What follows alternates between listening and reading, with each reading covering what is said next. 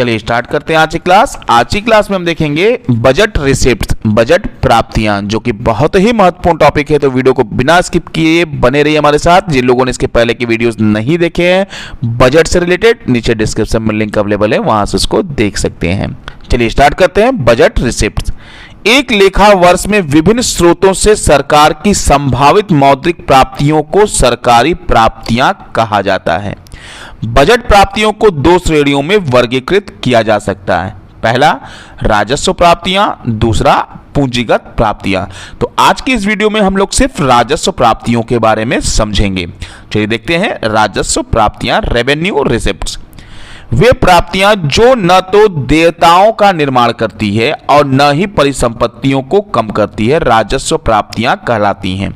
ये सरकार की दोबारा मोल न ली जाने वाली प्राप्तियां होती हैं। राजस्व प्राप्तियों को फिर से दो शीर्षकों में बांटा जा सकता है। इसमें पहला है कर राजस्व से प्राप्तियां और दूसरा है गैर कर राजस्व से प्राप्तियां।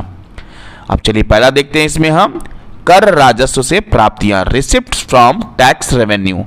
कर राजस्व से सरकार द्वारा लगाए गए करों व शुल्कों से प्राप्त आय शामिल होती है। अब इसका एक बार कर का मीनिंग समझ लेते हैं हम लोग। मीनिंग ऑफ टैक्स: कर सरकार को दिया जाने वाला वह अनिवार्य भुगतान है जिसके बदले करदाता को किसी प्रकार के प्रत्यक्ष लाभ की आशा नहीं होती। उदाहरण के लिए आयकर, संपत्ति कर, उत्पादन कर, बिक्री कर, आयात शुल्क, निर्यात शुल्क आदि। अब चलिए करों के प्रकार देखते हैं। Types of taxes. कर के मुख्य रूप से दो प्रकार हैं, एक प्रत्यक्ष कर और दूसरा अप्रत्यक्ष कर। चलिए अब प्रत्यक्ष कर के बारे में समझते हैं। डायरेक्ट टैक्स: यदि कर के भुगतान का दायित्व और उसका भार एक ही व्यक्ति पर होता है तो उसे प्रत्यक्ष कर कहा जाता है। प्रत्यक्ष कर का भार अन्य व्यक्तियों पर अंतरित नहीं किया जा सकता। सामान्यतया प्रत्यक्ष कर लोगों की संपत्ति एवं आय पर लगाए जाते हैं। उदाहरण के लिए आयकर को ही ले लीजिए, यह एक प्रत्यक्ष कर है क्योंकि इस कर के भुगतान का दायित्व और इसका भार दोनों ही उस व्यक्ति पर होता है जिसकी आय पर यह कर लगाया जाता है। इस प्रकार प्रत्यक्ष कर के उदाहरण हैं आयकर, निगम कर, संपत्ति कर, व्यय कर, संपदा शुल्क आदि। अब चलिए अप्रत्यक्ष कर देखते हैं। इनडायरेक्ट टैक्स: यदि किसी कर के भुगतान का दायित्व और कर भार अलग अलग व्यक्तियों पर हो सकता है तो उसे अप्रत्यक्ष कर कहा जाता है। इस प्रकार अप्रत्यक्ष कर का भार अन्य व्यक्तियों पर अंतरित किया जा सकता है। अप्रत्यक्ष कर लोगों के उपभोग व्यय के माध्यम से उनकी आय एवं संपत्ति को प्रभावित करते हैं। उदाहरण के लिए बिक्री कर, उत्पाद शुल्क, देश में उत्पादित वस्तुओं पर लगाए गए शुल्क, सीमा शुल्क, वस्तुओं के आयातों व निर्यातों पर लगाए गए शुल्क, मनोरंजन कर आदि।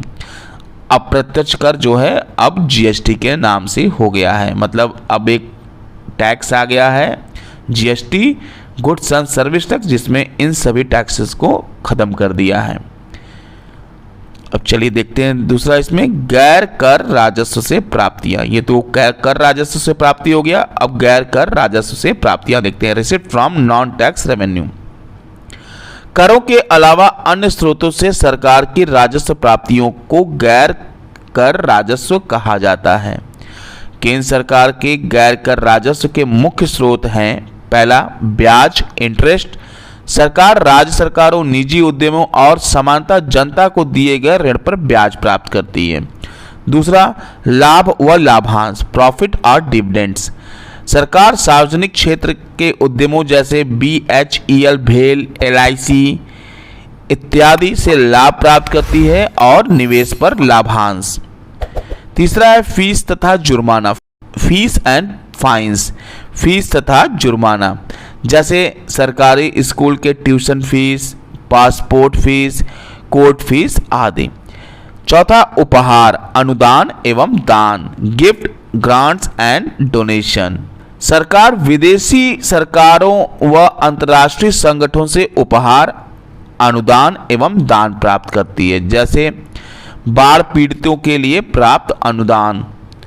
पांचवा विशेष आंकलन, स्पेशल असेसमेंट। इससे अभिप्राय उस भुगतान से है जो उन संपत्तियों के मालिकों द्वारा नकद में दिया जाता है जिनकी संपत्ति का मूल्य सरकार की विकासात्मक गतिविधियों के कारण बढ़ गया है।